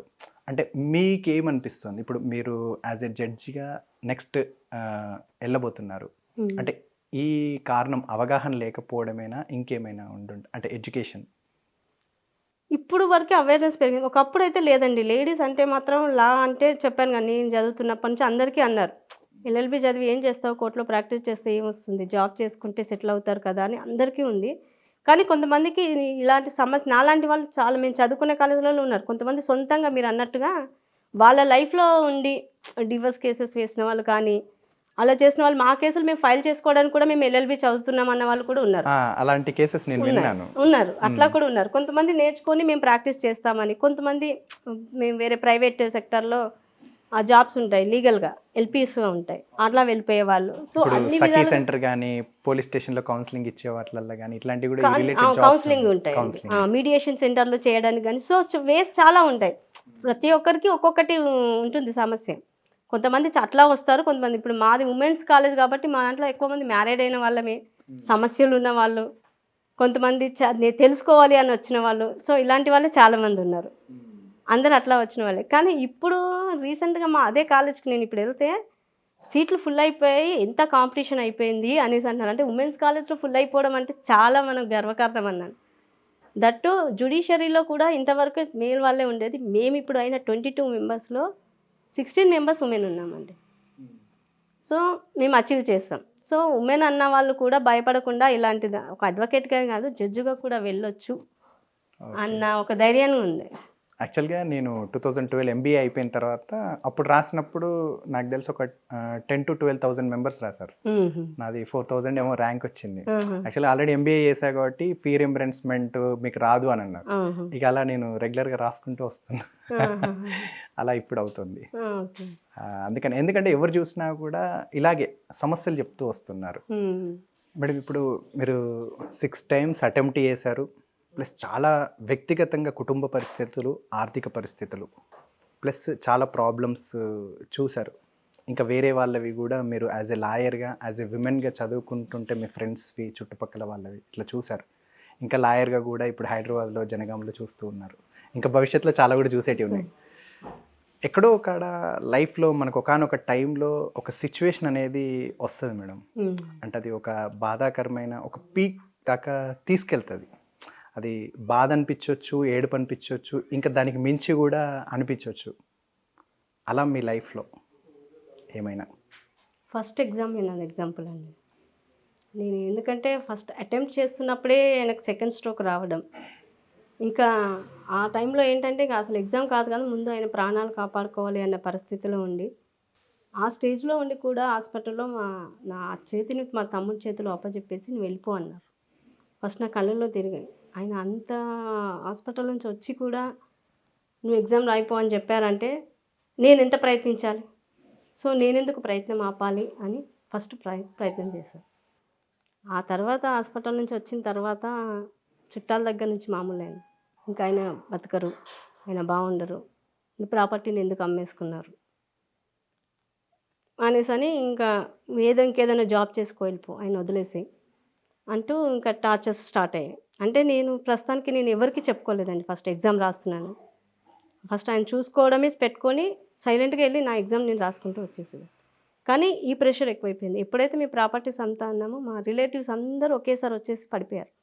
మేము అమ్మడానికి వీల్లేదు, మేము అమ్మనివ్వం, మీకు అంటే మాకు పిల్లలు లేరండి, సో పిల్లలు లేరు, మీరు ఎందుకు అమ్మాలి, ఆయన ఏమైపోయినా మీకు ఏంటి, ఆయన ఇంకెట్లా ఆయన కోసం మీరు ప్రాపర్టీని అమ్ముకుంటావా నువ్వు అనేసి అని స్ట్రెచ్ చేయడము. ఆయన కూడా ఇంకెన్ని రోజులు బతకరు, ఈ జబ్బు వచ్చిన వాళ్ళు బతకడం చాలా కష్టము అనేసి అని పొడుస్తూ వచ్చేవారు. ఇంకా నీకు లాయర్ ఎందుకు, నాకు స్కూల్లో టీచర్గా చేసావు కదా, నేను జాబ్ ఇప్పిస్తానురా, నేను ఇది చేస్తానురా, మీరు ఫస్ట్ మీ అమ్మ వాళ్ళ ఇంట్లో నుంచి బయటకు వచ్చేసి మేము మీకు డబ్బులు ఇచ్చేసి మీకు ఇంట్లో అన్ని ఇచ్చేసి మేము పెట్టుకుంటాం అని ఒక విధంగా టార్చర్ చేశారు. మీరు ఇవ్వడం కరెక్టే, కానీ నాకు జాలి అన్నది నాకొద్దు. మీరు ఒకరు ఇస్తే నేను తీసుకోవడం వద్దు. నాకున్నంతలో నేను ఆయన చూసుకుంటాను. ఇప్పుడు నా ఫ్యామిలీ అన్నది మా అమ్మ నాన్న. ఇప్పుడు నానేమన్నారంటే నాకైనా పెద్ద కొడుకు, నాకు కొడుకే అయితే నేను చూసుకున్నా, నేను మాత్రం బయటికి పంపించాను. చూసుకోనివ్వను, నువ్వు ఎన్ని కష్టాలు వచ్చినా పర్లేదు ఇక్కడే ఉండాలి, కానీ నేను మాత్రం వెళ్ళనివ్వను అన్నారు. మీరు ప్రాపర్టీని అమ్మనివ్వరంటారా, నా ఓన్ ప్రాపర్టీ ఉంది, నేను అమ్మేస్తాను అన్నారు. అంటే అప్పుడు ఆ ఉన్న విలేజ్ వాళ్ళు అంతా ముందుకు వచ్చేసి వాళ్ళే ముందుకు వచ్చారు. వాళ్ళు అంతా కరెక్ట్గా మాట్లాడుతున్నారు, తన కోసం అని మాట్లాడుతున్నారు కాబట్టి మేమే ముందుంటే మీకు ఈ ప్రాపర్టీని సేల్ చేపిస్తాము, మీకు ఆపరేషన్కి సెకండ్ ఆపరేషన్కి డబ్బులు లేకుండే ఆ ప్రాపర్టీ అమ్మేసేసి అప్పుడు డబ్బులు ఇచ్చారు. ఇంకా అక్కడి నుంచి మాకు రిలేటివ్స్ అంతా కట్ అయిపోయారు. మేము చెప్పినవి నువ్వు వినలేదు, తండ్రి పట్టుకొని నువ్వు అక్కడే కూర్చున్నావు, మేము ఎన్ని జాబ్స్ చెప్పినా నువ్వు రావట్లేదు, ఇంకా నీ లైఫ్ ఇంతేనా, ఎక్కడికి రావట్లేవు అనేసి అని ఇంకా మీకు ఏమీ లేదు, మీరు ఉన్నా ఒకటే లేకపోయినా ఒకటే అన్నట్టుగా ఇంకా మమ్మల్ని చేస్తారు. ఇక 6 సంవత్సరాలు నాకు ఇల్లు తప్ప వేరే లేదు, ఇంకా బయటి ప్రపంచం కానీ బయటి విషయాలు కానీ ఏమీ లేదు. ఇంకా అప్పుడు నాకు తమ్ముళ్ళు తీసుకొచ్చి బుక్స్ ముందేసి నీకు ఇదే ప్రపంచం, నా బావ మా చేతిలో పెట్టి నిన్ను జడ్జి చేయమన్నారు. సో నీకు కావాల్సింది ఏం కావాలో దీనికి సంబంధించిన మెటీరియల్ వరకు మేము చేయగలుగుతాం. కోచింగ్ అంటావా, నువ్వు డైరెక్ట్గా వెళ్ళి చేయలేవు, దీంట్లో ఉన్న టెక్నాలజీ ఉంది. ఇప్పుడు ప్రతి ఒక్కరు వెళ్ళి చేయాల్సిన అవసరం లేదు, డైరెక్ట్గా వెళ్ళి ఈ టెక్నాలజీని యూట్యూబ్లో చూసుకో, నీకు ఏమైనా డౌట్స్ ఉంటే అందులోనే క్లారిఫై చేసుకుంటూ ప్రయత్నం చేస్తూ ఉండన్నాను. థర్డ్, ఎప్పుడైతే నేను మెయిన్స్ 2019లో మెయిన్స్ పోయిందో చాలా ఇంకా నేను ఇదైపోయాను, నాకేమీ ఇటు భర్తను చేసుకోలేకపోయాను, ఆయన ఇంకా క్యూర్ అవ్వలేదు, ఇటు అటెంప్ట్స్ రావట్లేదు. అంటే కోచింగ్ వెళ్ళాలి, ఆ బ్యాక్గ్రౌండ్ ఉండాలి అని చాలామంది అంటారు. కోచింగ్ అన్నా ఉండాలి, దానికి సంబంధించిన వాళ్ళు బ్యాక్గ్రౌండ్ ఉండాలి, నాకు 2 లేవు. మేడం ఇప్పుడు చాలా ప్రాబ్లమ్స్ ఫేస్ చేశారు, చాలా స్ట్రగుల్ పడ్డారు, వాటి గురించి చెప్పండి. స్ట్రగుల్స్ స్టార్టింగ్ నుంచి నా లైఫ్లో ఉన్నాయండి. అసలు పెళ్లి చేసుకునే టైంలో చదువు పైన ఎక్కువ ఇంట్రెస్ట్ ఉండే, దానికి బ్రేక్ వేసి పెళ్ళయింది. ఆ తర్వాత ఏదన్నా ఒక గోల్ అచీవ్ సాధించాలన్న టైం అనుకున్నాను. సో అది చేయలేకపోయాను కాబట్టి డిగ్రీ చేసన్నా నా కళ్ళపైన నిలబడాలి అని అది చేసుకుంటూ వచ్చాను. ఆ తర్వాత ఇంకా ఆయన సపోర్ట్తో, తనకున్న సపోర్ట్తో నేను మిగిలినంతా పూర్తి చేసుకున్నాను, ఎల్ఎల్బి చేయడం ఇవన్నీ చేశాను. కానీ నాకు బెస్ట్ టర్నింగ్ పాయింట్ ఏంటంటే తనకు స్ట్రోక్ రావడమే నా లైఫ్లో ఒక టర్నింగ్ పాయింట్. అదే ఇప్పుడు నేను జడ్జి కావడానికి ఒక పునాదిలాగా అయిందండి. అంతకుముందు అడ్వకేట్గా ఉంటూ పీపీగా చేస్తూ వెళ్ళిపోయే నాకు లైఫ్లో అసలు కష్టం అంటే ఏంటి, అసలు రియల్గా ఇలాంటి కష్టం ఉంటుందా అన్నది నా లైఫ్లో చూపించేసింది. ఆ రోజు అర్ధరాత్రి ఆయన హాస్పిటల్కి అంబులెన్స్లో వేసుకొచ్చిన రోజే, ఆ ఒక్కరోజే గుర్తుంది. ఆ తర్వాత ఇంకా నాకు ఏం జరిగింది నా లైఫ్ అన్నది ఇంకా లేదు. అక్కడి నుంచి కష్టాలు స్టార్ట్ అయ్యాయి. ఓకే. అండ్ ఇంకొకటి కూడా, ఇప్పుడు మీరు ఒక 6 times ప్రయత్నం చేశారు ఈ జ్యుడిషియల్ రిలేటెడ్. ఇందులో కూడా 1 time 2 time చేస్తూ ఉంటే కూడా రావట్లేదు, వదిలేయాలి, అవసరమా, లేకపోతే ఇంకేమన్నా మించి ఆలోచనలు రావడం వచ్చాయండి. ఆ టైంలో ఇన్ని సాధించిన ప్రతిసారి ఏదో 1 మార్కు 2 మార్కులతో పోతున్నాను. నా లైఫ్కి లేదు, దేవుడు ఇవ్వలేదేమో నాకు ఏంటంటే మంచి అన్నది నాకు జరగదు. ఇంకా నా లైఫే ఇలా రాసేసాడు, ఇటు భర్తని ఇలా చేసేసాడు, నన్ను బయటకు వెళ్ళకుండా చేశాడు, కనీసం దీంట్లో కూడా సక్సెస్ అవ్వట్లేను అని చాలా నేను డిప్రెషన్లోకి వెళ్ళిపోయిన టైంలో మా తమ్ముళ్ళు 2 వాళ్ళు ఒకటే చెప్పారు అన్నట్టు, నీలాంటి చాలామంది డిఎస్పీలు అయిన వాళ్ళ వెనకాల కూడా ఎన్నో కష్టాలు ఉంటాయి, ఎవరు ఒకటే అటెంప్ట్తో అవ్వరు. మనం తప్పులు ఏమైనా ఉంటే అవి సరిదిద్దుకొని ముందుకెళ్ళి మన ప్రయత్నం చేయాలే తప్ప అటెంప్ట్స్ వేసుకుంటూ వెళ్ళాలే కానీ ఆగిపోవద్దు అక్కడికి. నువ్వు అంతే గ్రోత్ ఉంది, నువ్వు తగ్గిపోతున్నావు అంటే లేదు, నువ్వు ఒక్కొక్క మెట్టు ఒక మార్క్స్ పెరుగుతున్నాయి, నీకు ఒక్కొక్క స్టెప్ ఎక్కుతున్నావు ఉన్న ప్రిలిమ్స్ నుంచి మెయిన్స్ నుంచి. సో నువ్వు ఎందుకు వెనకని వేయాలి, నువ్వు అటెంప్ట్ చెయ్యి. కొన్ని రోజులు అసలు నేను యాక్చువల్లీ ఇప్పుడు ఈ ఎగ్జామ్ నేను అట్లాగే అనుకున్నాను, ఇంకా చెయ్యను, యాక్చువల్లీ ఇది లాస్ట్ అటెంప్ట్ నాకు ఏజ్ పరంగా. ఇంకా అన్నాను ఇంకా లాస్ట్ అటెంప్ట్ నేను చేయలేను, ఇంకా నాకు విసుకొచ్చేసేసింది, ఇన్నిసార్లు చేసి నాకు నా ప్రయత్నంలో నేను ఏమో లోపం చేసుకున్నాను, నా దగ్గర తప్పు ఉందా దేవుడి దగ్గర ఉందో ఏదో అని చెప్పేసి అని నేను రాయనిదని చెప్పేసాను. ఉంటే అసలు తనే ఫీజు కట్టేశాడు, నీకు అది లేదు, నీకు ఎప్పుడు వస్తుందో నోటిఫికేషన్ ఒక డేట్ చెప్పు, నేనే అప్లై చేస్తాను, అన్నీ చేస్తాను, మళ్ళీ దట్టు ఆంధ్రాకి వెళ్ళి ఏం రాస్తాను, నేను ఎక్కడికి వెళ్ళగలను అంటే నేను తీసుకెళ్తాను అని చెప్పి ఇక్కడ నుంచి విజయవాడ ట్రైన్లో వెళ్ళి అక్కడే ఉండేవారు. మెయిన్స్ వెళ్ళాలంటే 2 డేస్ అక్కడే ఉండాలి. మాకు ఎవరు తెలియదు అక్కడ. అక్కడే హోటల్లో రూమ్ తీసుకొని ఉండి నన్ను అక్కడే ఉంచి ఎగ్జామ్ రాయించి మరీ తీసుకొచ్చాడు. కానీ ఏ రోజైతే ఆ మెయిన్స్ అట్లీస్ట్ మెయిన్స్లో నేను పాస్ అయ్యాను చూశాను, ఆ రోజు తన సంతోషాన్ని చూసి ఇంకా మాకు నీళ్లు తిరిగిపోయాయి. నువ్వు పాస్ కాకపోయినా మెయిన్స్ అందులో రాకపోయినా పర్లేదు, నువ్వు జడ్జిగా సెలెక్ట్ కాకపోయినా పర్లేదు, ఒక్క గోల్ని నువ్వు అచీవ్ చేసావు, ఒక్క మెట్టు ఎక్కేసావు, మాకు అది చాలా అన్నాడు. ఇప్పుడు ఇక్కడ అయినా కూడా నెక్స్ట్ ఇది కాలేదని నూకోపోతే నెక్స్ట్ డీజే ఉంది, ఇంకా అవకాశాలు ఉంటాయి, అది ప్రయత్నం చేయి, కానీ నువ్వు ఇది దానివల్ల మాత్రం నువ్వు అస్సలు బాధపడకు అన్నారు. ఎందుకంటే ఇక్కడ తెలంగాణలో పోయింది, ఇక్కడ ఆంధ్రాలో వచ్చింది, ఏంటి ఇది అయినా మెయిన్స్ వచ్చింది, మళ్ళీ ప్రిలిమ్స్ కోసం ఇంటర్వ్యూ కోసం మళ్ళీ ఇంకెన్ని ప్రయత్నాలు చేయాలి, ప్రిలిమ్స్ మెయిన్స్ అని. ఆ తర్వాత ప్రిలిమ్స్ ఇక్కడ రాశాను, మెయిన్స్ కూడా అయింది, కాకపోతే ఇంకా అది రిజల్ట్ రాలేదు. ఓకే. కానీ లాస్ట్ అటెంప్ట్కి మాత్రం డిప్రెషన్లో వెళ్ళి 1-2-3 వరకు వెళ్ళిపోయాను. కానీ ప్రతి ఒక్కరి లైఫ్లో ఖచ్చితంగా ఒకరు ఉంటారు, అట్లాగే నన్ను చేశాను. మళ్ళీ నాకు ఒక్కటే గుర్తు చేసుకుని, నా కోసం వాడు సాక్రిఫైస్ చేశాడు. నాకంటే తనకు ఎక్కువ నాలెడ్జ్ ఉంది, తను అయ్యేవాడు. మరి నన్ను ఎంకరేజ్ చేస్తున్నప్పుడు నేను వెనకంజ వేశాను అనుకో, అటు నేను కాక తను కాక, సో నేను నా తప్పు అవుతుంది, నా కోసం కాదు తన కోసం నేను చదవాలి అనుకున్నాను. అది మాత్రం నాకు గుర్తుకొచ్చేస్తుంది. ఇన్నిసార్లు అయినా కూడా నేను బుక్స్ తీసి కూడా పక్కకు పడేసిన రోజులు ఉన్నాయి, కొద్ది రోజులు తీసుకొచ్చి మళ్ళీ ముందుకేసేసి చూపెట్టాను. కానీ నేను అప్పుడు ఒక్కటే దేవుడిని కోరుకున్నాను, నా కోసం వాడు సాక్రిఫైస్ చేశాడు, నేను వానికి చూపించి వాని కళ్ళల్లో ఆనందం చూస్తే చాలు ఇంకా నాకు అనుకున్నాను. ఇంకా అది ఇన్ని అటెంప్ట్స్ వరకు ఎవరైనా ఆగిపోయారు అని అంటే తను ఒక్కటే చెప్పేవాడు అన్నట్టు, ఆగిపోవద్దు, మనం చేసుకుంటూ వెళ్ళాలి. అంటే వీరికి ఇంత చిన్న వయసులోనే నీకు ఇంత ఎక్స్పీరియన్స్ ఎలా వచ్చిందిరా అంటే, నాకు తెలిసిన వాళ్ళు ఉన్నారు, నేను వాళ్ళ చూశాను, దాన్ని బట్టి నీకు చెప్తున్నాను అన్నాడు. ఓకే. అండ్ ఇంకొకటి, ఇప్పుడు చాలామంది ఇంక్లూడింగ్ విత్ మీ, నేను కూడా చూస్తున్నాను, ఎవరైనా కూడా లా సైడ్ వస్తున్నారు అంటే ఖచ్చితంగా ఏదో ఒక ప్రాబ్లం ఫేస్ చేయడము, లేదంటే గట్టిగా వాళ్ళ ఇంట్లో ఉండడము, గట్టి గోల్ ఉండడం, వాళ్ళ లక్ష్యం మొదటి నుంచి ఉండడం. మీరు మీ క్లాస్లో కానీ లేకపోతే మీ ప్రాంతంలో కానీ చూసిన 1-2 సంఘటనలు, అంటే వాళ్ళవి చెప్పు ఉంటారు కదా, నేను లా చేయడానికి ఇది రీజన్? ఉన్నారండి, మా ఫ్రెండ్స్ ఉన్నారు. అది డివోర్స్ కేసు, తను ఉండగానే వేరే అమ్మాయిని పెళ్లి చేసుకో అంటే పెళ్లి చేసుకోలేదు, వేరే అమ్మాయితో అఫైర్ ఉంది, కోర్టులు వేయడము, 490 ఆల్రెడీ కోర్టులు పోలీసులు అన్నీ తెలుసు. కానీ నేను లాయర్ని అయితే నా లైఫ్ని నేను సెటిల్ చేసుకోగలుగుతాను అంటే, తను డైవర్స్ ఇవ్వాలా అతనిపై పోరాడాలా అని తెలియని స్టేజ్లో ఉంది, పోరాడుతుంది అప్పుడు. సో కాలేజ్కి వచ్చి అమ్మాయి చదువుకుంటూ అడిగేది, సో ఈ సెక్షన్ యూజ్ అవుతుంది కదా, నేను ఇప్పుడు మా హస్బెండ్ని చేయాలంటే నేను ఏం చేయాలి, ప్రతి చదివేటప్పుడు క్లాస్లో అడిగేస్తాను, సో ఇది అవుతుంది, దీనివల్ల నేను ఏం చేయాలి, నేను ఎట్లా ముందుకెళ్ళాలంటే లెక్చరర్స్ కూడా సపోర్ట్ చేసేవాళ్ళు, చెప్పేవాళ్ళు, సో ఇది యూజ్ చేసుకోవాలని చెప్పి. రియల్గా తను బయటకు వచ్చాక కూడా అచీవ్ చేసింది, పోరాడింది, గెలిచింది, పాపం తన భర్తను తను సంపాదించేసుకుంది. ఓకే. అండ్ మీ ఊళ్ళో మాది కూడా, నాకు ఇప్పుడు ల్యాండ్ రిలేటెడ్ ఉండేది కదా, నేను కూడా ల్యాండ్కి సంబంధించి అడిగేదాన్ని, మా లెక్చరర్స్ చాలా సపోర్టివ్గా ఉండి చెప్పేవారు అన్నట్టు. ఎందుకంటే సైకలాజికల్గా కూడా ఒకటి వేరే వాళ్ళది అని చెప్తూ ఉంటారు, కానీ వాళ్ళు ఫేస్ చేసింది కూడా ఎక్కువ శాతం అయ్యి ఉంటుంది. నాకు ల్యాండ్ రిలేటెడ్ అండి, పర్సనల్గా ఇవి కాదు, కానీ మాకు ల్యాండ్ వీళ్ళ గొడవలే ఉండేవి చాలా. ఆ గొడవల వల్లే నేను అడిగేదాన్ని, ఇట్లాగే మాకు పంచిచ్చే దగ్గర కానీ ఇది కానీ. అప్పటి నుంచే వీళ్ళకు న్యాయం జరగలేదు, మా వారికి వీళ్ళకు 10-20 ఎకరాలు 30-50 ఎకరాలు ఉండేదంట. అప్పట్లో ఏంటి పెద్దవాళ్ళకి అని చెప్పి అగ్రభాగమా సంథింగ్ అని చెప్పేసి వాళ్ళు ఎక్కువ తీసుకొని వీళ్ళకి తక్కువ ఇచ్చారు.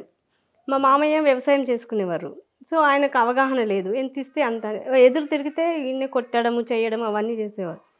వీళ్ళకి లేదు, సో కనీసం నా పొలాన్ని నేనన్నా సంపాదించుకోవాలి వీళ్ళతో పోరాడి, వీళ్ళకి ముగ్గురికి సమానం రావాలి, పెద్దవాళ్ళకి ఎక్కువ మిగతా వాళ్ళకి తక్కువ అనేది ఒకప్పుడు ఉండే, చట్టం వచ్చిన తర్వాత అది లేదు, కానీ దాన్ని ఫాలో అవుతూ వస్తున్నారు కదా అని దానికి సంబంధించి నేను అన్నీ తెలుసుకొని ఆ బుక్స్ చదవడమే, అట్లాంటి వాటిపైన అవగాహన చేసుకుంటూ వచ్చాను. ఓకే. అండ్ ఇంకొకటి, ఇప్పుడు మీరు ఒక మహిళగా మీ విజయాన్ని సాధించారు అంటే, నెక్స్ట్ మహిళలు అంటే మీరు చూసారు 60 మందిలో మేము 3 ఉన్నాము మా కోర్టులో అని అన్నారు. సో అలా చూస్తే ఇప్పుడు రానున్న మహిళలకి ఒక లాయర్గా బయటికి రావాలన్నా, ఒక జడ్జి కావాలనుకున్నా కూడా వాళ్ళకు మీరు ఇచ్చే మోటివేషన్?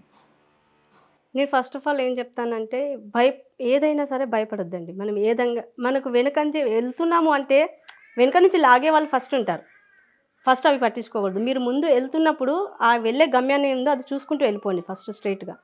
ఉమెనా మెన్నా అన్నది పక్కన పెట్టండి. ఎందుకంటే ఇప్పుడు పైలట్స్ అక్కడ నుంచి ఇప్పుడు సైన్యంలో కూడా ఆడవాళ్ళు వెళ్తున్నారు. అలాంటప్పుడు అడ్వకేట్స్గా ఎందుకు భయపడాలి? సో డాక్టర్స్, ఇంజనీర్స్ ఎలాగో ఒక అడ్వకేట్ అన్నది కూడా మహిళలకి ఒక అది ప్రొఫెషన్. జస్ట్ నువ్వు ప్రాక్టీసే కాదండి, అందులో ఎన్నో ఉన్నాయి లీగల్గా వెళ్ళాలంటే. జాబ్ వెళ్ళొచ్చు, బ్యాంక్ జాబ్స్కి వెళ్ళొచ్చు. సో వాళ్ళకి తెలిసిన నాలెడ్జ్ని పంచడానికి కూడా నేర్చుకున్న వాళ్ళు ఉన్నారు. చుట్టుపక్కలకి నలుగురికి చెప్పినా చాలు కదండి మనం, అక్కడి వరకైనా ఉపయోగపడుతుంది. సో అలాంటివి వెళ్ళిపోవాలి తప్ప ఆడవాళ్ళకంటూ అడ్వకేట్స్ గొడవలు అవుతాయి, సమస్యలు వస్తాయని చెప్పి బాధపడద్దు. ఓకే. అండ్ సబ్జెక్ట్ పరంగా ఎట్లా అండి? అంటే ఇప్పుడు ఇంగ్లీష్ మీడియం, తెలుగు మీడియం అనేది ఉంటూ ఉంటుంది కదా, అదెలా? సబ్జెక్ట్ గురించే భయపడొద్దండి. ఇప్పుడు ఏ మీడియం అయినా సరే కొంచెం మనం చదివేటప్పుడు ఇబ్బంది అవుతుంది, కానీ కొంచెం ప్రాక్టీస్ చేయాలి మనం ఇంగ్లీష్ అన్నది. ఆ ప్రాక్టీస్ చేస్తూ ఉంటే మనకు ఆ భయం అన్నది పోతుంది. ఫ్లూయెన్సీ అన్నది డిఫరెన్స్, బట్ సబ్జెక్ట్ అన్నది డిఫరెంట్. అది రెగ్యులర్గా కాలేజ్కి వెళ్ళి మనం తీసుకున్న కాలేజీని బట్టి కూడా ఉంటుంది. దాన్ని బట్టి మనం కొన్ని కేసెస్ చదవడం కానీ, నేను ఎక్కువ ఏం చేసేదంటే సుప్రీంకోర్టు, హైకోర్టు కేసెస్ ఉండేవి. అందులో ఇప్పుడు మా బేరాక్స్ లాంగ్వేజ్ ఎలా అంటే అప్పుడు బ్రిటిషర్స్ రాసినవి, ఆ లాంగ్వేజ్ అర్థం కావడం చాలా కష్టం. సో అలాంటప్పుడు మాకు లెక్చరర్స్ సపోర్ట్ ఏం చెప్పారంటే, మాకు బుక్స్ ఉంటాయి, సుప్రీంకోర్టు జర్నల్స్ ఉంటాయి కదా, ఆ బుక్స్ మాకు లైబ్రరీలో కూర్చోబెట్టేసి ఆ బుక్స్ ఇచ్చేవారు. ఇస్తే అందులో జడ్జెస్ లాంగ్వేజ్ చాలా బాగుంటుంది సింపుల్గా. అవి చదివితే అప్పుడు కేసెస్ ఉంటాయి కాబట్టి అవి ఈజీగా అర్థమైపోతాయి. దాన్ని బట్టి మాకు ఈ సెక్షన్కి ఇలా ఈ కేసు అప్లై అవుతుందా అని చెప్పి ఈజీగా చదువుకునే వాళ్ళం అన్నట్టు. దానివల్ల దాంతోపాటు మాకు మూట్ కోర్ట్ అని చెప్పేసి ఇవన్నీ పెట్టేవారు. అందులో రీసెర్చ్ చేసేదాన్ని ఎక్కువ. అంటే ఈ కేసు చేయాలంటే దీనికి ఏమేమి కావాలి, అవి చదువుతూ రిపీట్గా చేస్తూ ఉంటే ఆటోమేటిక్గా వస్తుంది. అక్కడ లాంగ్వేజ్ అన్నది ఇంకా అనిపించదు. ఒక సబ్జెక్ట్గానే మనం ఒక ఇంగ్లీష్ సబ్జెక్ట్ ఎట్లాగో అట్లా సబ్జెక్ట్ చూసుకుంటూ వెళ్ళిపోతాం, ఆటోమేటిక్గా వచ్చేస్తుంది. ఓకే అండి. ఇంకొకటి లాయర్గా చేయాలని అనుకుంటే కూడా మనకు all India bar council exam ఉంటుంది కదా, అది ఆ ఎగ్జామ్ ప్యాటర్న్ ఎలా ఉంటుందండి? అది Telugu, English and Telugu language 2 లాంగ్వేజ్లలో ఉంటుందండి. అది ఓపెన్ బుక్ సిస్టమ్. సో బుక్సే ఉంటాయి మన దగ్గర. ఆ సెక్షన్, ఆ బుక్ ఓపెన్ చేసి ఆ సెక్షన్ చూసుకొని రాయొచ్చు. అందులో చాలా ఈజీగానే క్వాలిఫై అవుతారు. అది కూడా 100 మార్క్స్ కండి. 35 మార్క్స్ వస్తే క్వాలిఫై అవుతారు. లా కంప్లీట్ అయిన 2 ఇయర్స్లో 2 ఇయర్స్ లోపు అది పాస్ అయిపోవాలి. అంటే అది ఇయర్లీ కండక్ట్ చేస్తారు. అంటే 2 అటెంప్ట్స్ ఇవ్వచ్చు అన్న 2 ఇయర్స్ లోపు. థర్డ్ కూడా ఇవ్వచ్చు, కాకపోతే ఆ లోపు ఇది సస్పెండ్ అయిపోతుంది. మనకు 2 ఇయర్స్ వరకు ప్రొవిజనల్ ఇస్తారు. ఆ లోపు కూడా అడ్వకేట్గా ప్రాక్టీస్ చేసుకోవచ్చు, బట్ ఇది చేసేస్తే మనకు పర్మనెంట్గా వచ్చేస్తుంది. Okay, done. ఇప్పుడు మీరు జూనియర్ సివిల్ జడ్జ్ ఆంధ్రప్రదేశ్ అయ్యారు కదా, ఎట్లా జాయిన్ అయ్యారా? ట్రైనింగ్ కానీ ఆర్డర్ కానీ అట్లాంటివి ఏమన్నా వచ్చాయా? ఇప్పుడు ప్రస్తుతానికైతే వెరిఫికేషన్ అంతవరకు అయిపోయిందండి. నెక్స్ట్ మంత్ మాకు జీవో కోసం వెయిటింగ్. అది వస్తే మాకు ఎక్కడ పోస్టింగ్ అనేది నెక్స్ట్ తెలుస్తుంది. ఓకే అండి. ఓవరాల్గా ఫైనల్ క్వశ్చన్ అండి. ఇప్పుడు జనరల్గా చాలామంది కూడా ఐఏఎస్ ఎందుకు అయ్యావు, ఐపీఎస్ ఎందుకు అయ్యావు, గ్రూప్స్ సమ్ అదర్, టీచర్ ఎందుకు అయ్యావు అంటే నాలెడ్జ్ని పెంచడానికి, ఇట్లా రకరకాలుగా చెప్తూ ఉంటారు. కలెక్టర్ అంటే సర్వీస్ చేయడానికి వాళ్ళకు డిస్ట్రిక్ట్ ఒక హ్యాండ్ ఓవర్లో ఉంటుంది. సో లాయర్ కానీ జడ్జి కానీ అని అంటే మెయిన్ జడ్జి పరంగా చూస్తే వాళ్ళు సర్వీస్ చేయడానికి అని చెప్పడానికి అవకాశం ఉండకపోవచ్చేమో అని నేను అనుకుంటాను. ఎందుకంటే ఇప్పుడు లా సబ్జెక్ట్లో మనకు ఉంది ఏంటంటే మీడియాకి కానీ పబ్లిక్కి కానీ ఫ్యామిలీకి కూడా అంటే ఒక రెస్ట్రిక్టెడ్గా మనము ఉండాల్సి వస్తుంది. అంటే అందరితో మనం కలవడానికి కానీ మీటింగ్స్కి కానీ ఈవెన్ మాట్లాడడానికి అన్ని షేర్ చేసుకోవడానికి లేనట్టుంది. దాని గురించి ఒకసారి చెప్పండి. ఇది సర్వీస్ అని ఎందుకంటామంటే ఒక జడ్జిగా ఉన్న వాళ్ళకి సమస్యలు వస్తాయి. ఇరువైపుల వాళ్ళని సమానంగా చూడాలి. మనము సర్వీస్ అని చెప్పి బయటికి వెళ్ళామనుకోండి, ఎక్కడైనా మనము ఇన్ఫ్లుయెన్స్ అయ్యే అవకాశం ఉంటుంది. అందుకోసమే మనం ఒక 4 గోడల మధ్యలో ఉండి ఇద్దరిని సమానంగా చూడాలి. వచ్చిన సమస్యల్ని ఎట్లా పరిష్కరించాలన్నది మనం చేసే పరిష్కారం అంటున్నాను. అంతే కదా, వాళ్ళ సమస్యలతోనే వచ్చేస్తారు. ఇప్పుడు బయట చూస్తాం మనము, అంతవరకే మాట్లాడతాం, కానీ ప్రతి ఒక్కరు ఈ ఐఏఎస్ ఐపీఎస్లు కూడా కోర్టుకి రావాల్సిందే కదండి ఒక సమస్య వచ్చినప్పుడు, అంతే కదండి. సో వాళ్ళ సమస్యను పరిష్కరించాలి అని అంటే జడ్జి అంటే ఇరువైపులా చూసి చేయాల్సి ఉంటుంది. వీళ్ళు ఇప్పుడు ఇలాంటి మీడియాని ఇలా మనం బయట ఇన్ఫ్లుయెన్స్ పెట్టుకుంటే అలాంటివి చేయలేము. సో ఇది కూడా ఒక రకమైన సర్వీస్ అని నేను అంటాను. ఓకే అండి, సమస్యలను పరిష్కరించడం కూడా.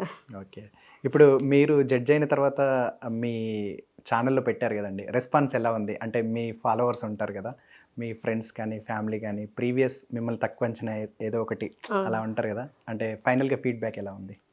అంటే నాకు ఇప్పుడు ఎలా అంటే ఎక్కడైతే ఓడిపోయానో అక్కడే గెలిచాను అనిపించేసింది. అంటే ఎక్కడ పోగొట్టుకున్నామో అక్కడ అక్కడే గెలవాలి రాబట్టుకున్నాను. అంటారు. ఎవరైతే ఈమె ఏం సాధిస్తుంది, ఈమేంటి వీళ్ళకి ఇలా అయిపోయింది కదా అని అనుకున్న వాళ్ళే సన్మానం చేశారు. చాలు గెలిచానని అనుకున్నాను అక్కడే. ఎక్కడైతే పోగొట్టుకున్నానో అక్కడే గెలిచేసాను. ఎనీవే మంచి కుటుంబము, ముఖ్యంగా మీ తమ్ముళ్ళు మీకు ఫుల్ సపోర్టర్స్. సపోర్ట్‌గా ఇచ్చాను. ఇక మన భాషలో చెప్పాలంటే దేవుళ్ళు. దేవుడు అంతే. అంతే కదా, అక్క కోసము ఏదైనా లైఫ్ని మొత్తం పెట్టేశారు. మనకంటూ వెనకాల ఒకరు ఉండాలి ఉండాలండి. అండి. వాళ్ళు ఉంటేనే ఇప్పుడు 6 అటెంప్ట్స్ అని అన్నారు. ఒక స్టోరీ చెప్పి నన్ను మోటివేట్ చేసుకుంటూ 6 అటెంప్ట్స్ వరకు ముందుకు తీసుకొచ్చారు. నడిపించారు. అదే వాళ్ళు వద్దు ఇంకా నీకేమొస్తుంది, ఇంకెన్ని రోజులు మేము చూస్తాం వెళ్ళిపో అని ఒక మాట అంటే ఇది వదిలేసేదాన్ని, తను తీసుకొని వెళ్ళిపోయేదాన్ని, ఇప్పుడు జడ్జిగా కూడా నిలిచేదాన్ని కాదు. కానీ అలా అనకుండా అయినా మోటివేట్ చేస్తూ, నేను తగ్గిపోతే తను మోటివేట్ చేస్తూ నన్ను ఇన్ని అటెంప్ట్స్ రాయించాడు అంటే ఇది గ్రేట్ అని అంటాను నేను. నిజంగా నేనైతే చేసేదాన్ని ఏమని, కానీ ఇప్పుడు చేసే వాళ్ళకి కూడా చాలామంది చెప్తారు. మీరు అన్నట్టుగానే నన్ను కలిసిన వాళ్ళు అలాగే అన్నారు. నేను 2-3 సార్లు రాశానండి, వదిలేశాను, రాలేదు, నన్ను ఫిలిమ్స్ పోయింది, మెన్స్ పోయింది అంట. నేను ఒకటే అంటాను, పోయిందని చెప్పి ఎందుకు, మీకు ఎంతవరకు అవకాశం ఉంది అంతవరకు మీ ప్రయత్నం చేయండి. అప్పుడు మీ చేతిలోంచి జారిపోయాక వదిలేయండి, కానీ మీరుగా అవకాశం వదులుకోవద్దు. ఉన్నప్పుడు ఎందుకు వదిలేస్తుంది? ఇప్పుడు మాకు రాయాలని ఉంది, ఏజ్ లేదు, అలాంటి వాళ్ళు బాధపడుతూ ఉంటారు కదండి. సో ఆ అవకాశాన్ని ఎందుకు ఇవ్వాలి అని. మీకు రాయడం వల్ల నష్టమే ఉంది, ఒక నాలెడ్జ్ వస్తుంది కదా. సో 2 సార్లు పోయాం, ప్రయత్నించి విఫలమయ్యానని అనకుండా సాధించే వరకు మీకు ఎంతవరకు అవకాశం ఉందో అంతవరకు రాయండి. ఆ తర్వాత ప్రయత్నాన్ని దేవుడికి వదిలేయండి. ఎందుకు రాదు అన్నది చూస్తాం. అంతే. చాలా మంది కూడా ఇట్లా ప్రాబ్లమ్ వ్యక్తిగతంగా అబ్బాయి అయినా అమ్మాయి అయినా ఫేస్ చేస్తుంటే కూడా ఒకటి అటు సైడ్ ఇటు సైడ్ ఇప్పుడు ఏవైనా ఉన్నప్పుడు రకరకాలుగా ఫ్యామిలీ అయినా దగ్గర వాళ్ళైనా ఇంకా చుట్టుపక్కల వాళ్ళు చెప్తూ ఉంటారు, ఎందుకు అవసరమా ఇలా ఇంతకుముందు మీరు చెప్పబోయారు. అప్పుడు మీరు తీసుకున్న డెసిషన్, మీ మనసు చెప్పింది ఏంటి అసలు ఫ్యామిలీ పరంగా? అంటే అదే అన్నారండి ఫస్ట్, అదే అన్నారు, ఇంకా మీకు అవసరం లేదు, మీ లైఫ్ ఇది అయిపోయింది, ఏదో చిన్న జాబ్ చేసుకుని ఆయన చూసుకుంటే నీ లైఫ్కి చాలు అన్నారు. కానీ నేను ఒకటే అనుకున్నాను, ఎప్పుడైతే వాడు వదిలేశాడో నాలో ఏదో వాడు చూశాడు, అంటే నాలో ఉండే ఆ తపన ఉంది, రాయాల్సింది. కానీ నేను ఇందుకోసమని తన్ను చూసుకుంటూ ఉండిపోకుండా సాధించాలి అనేసి అని డిప్రెషన్లోంచి నేను వెళ్ళిపోతానని కూడా అన్నాను. నేను వెళ్ళిపోతాను మా ఇంట్లో, ఇంకా నేను ఉండను, ఇన్ని ప్రయత్నాలు చేసి విఫలమవుతున్నాను అంటే ఒకటే మాట అన్నాడు, నువ్వు జడ్జిగా అయ్యాక నేనే పంపిస్తాను, అప్పటి వరకు ఇక్కడే ఉండు అన్నారు. ఓకే. ఫైనల్గా మీరు అనుకునేది అయితే సాధించారు. పట్టుదలతోటి శ్రమించి విజయం సాధించారు. వన్స్ అగైన్ కంగ్రాచులేషన్స్ అండి. మాకు మీ ఇంత చక్కటి అమూల్యమైనటువంటి సమయాన్ని కేటాయించి మీ లైఫ్లో స్ట్రగుల్ని అండ్ మీరు ఎదుర్కొన్నటువంటి సమస్యల్ని, మీరు జడ్జి కావడానికి గల కారణాలు, మీ కుటుంబ సపోర్టు, ఆర్థిక పరిస్థితులు, కుటుంబ పరిస్థితులు అన్నిటిని కూడా అధిగమించి ఈరోజు విజయాన్ని సాధించారు. ఆల్ ది బెస్ట్ అండి. మీరు ఇంకా మీ కుటుంబం నుంచి మీకు ఎలా సపోర్ట్ వచ్చిందో, మీరు చూసిన పరిస్థితులకి యూట్యూబ్ ద్వారా మీ ద్వారా ఇవ్వాలనుకొని ఎలా ముందుకొచ్చారో, అంటే ఒక 43 వీడియోస్కే 20,000 మంది సబ్స్క్రైబర్స్ ఉన్నారంటే మీరు ఇచ్చే కంటెంట్ ఎలా ఉందో ఎక్స్పెక్ట్ చేయొచ్చు అని నా ఒపీనియన్. సో అదేవిధంగా యాజ్ ఎ జడ్జిగా కూడా మీరు అలాగే సర్వీస్ చేయాలని చెప్పి పబ్లిక్కి కోరుకుంటున్నా. థ్యాంక్ యూ సో మచ్ అండి. Once again congratulations. Thank you very much అండి. మీరు మంచి హోదాలో ఇంకా ముందుకు వెళ్ళాలని చెప్పి కూడా మనస్ఫూర్తిగా మా మైక్ టీవీ తరపున, మా తరపున కోరుకుంటున్నాం. ఇదండి ఇటీవల ఆంధ్రప్రదేశ్ జూనియర్ సివిల్ జడ్జిగా సెలెక్ట్ అయినటువంటి శ్రీమతి గాదె మంజుల గారి సక్సెస్ స్టోరీ విన్నారు కదా. ఎంతో స్ట్రగుల్ అయ్యారు, ఒకసారి కాదు 2 సార్లు కాదు, ఎంతోమంది ఇట్లా 1-2 సార్లు అయిపోవడంతో పక్కన పెట్టడము, పక్క వాళ్ళు వీళ్ళు కామెంట్ చేసినా, తక్కువ అంచనా వేసినా కూడా దాన్ని మనము వదిలేస్తూ ఉంటాం. కానీ తమ్ముళ్ళ సపోర్ట్ తోటి, వాళ్ళు ఇచ్చిన మోటివేషన్ తోటి, కుటుంబ సపోర్ట్ తోటి, భర్త సపోర్ట్ తోటి ఇలా వదిలిపెట్టకుండా పట్టుదలతోటి శ్రమించి ఈరోజు ఆంధ్రప్రదేశ్ జూనియర్ సివిల్ జడ్జిగా సక్సెస్ అయ్యారు. అదేవిధంగా వారు చెప్పారు కదా, విన్నారు కదా, ఎన్నో చూశాను, ఎక్కడ ఓడిపోయాము అక్కడే గెలిచాము అని అంటున్నారు. మరి జడ్జి కావాలనుకున్నా, లాయర్ కావాలనుకున్నా కూడా మహిళలు కూడా ఎవరు కూడా భయపడొద్దు. ముందుగా తర్వాత సబ్జెక్టుకి సంబంధించి తెలుగు మీడియమా ఇంగ్లీష్ మీడియమా అనేది కూడా భయపడొద్దు. ఇలా ముందు సబ్జెక్ట్ తెలుసుకోవాలి, భయపడొద్దు.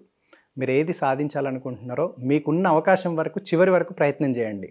తర్వాత మీ వ్యక్తిగతంగా ఒకవేళ మీరు నమ్మిన దేవుడు కావచ్చు, మీరు నమ్మిన మీ శ్రమ కావచ్చు, విజయం మాత్రం ఖచ్చితంగా వరిస్తుందని చెప్తున్నారు. మరో వీడియోలో మరో గెస్ట్తో కలుద్దాం. అంతవరకు సెలవు. నమస్కారం.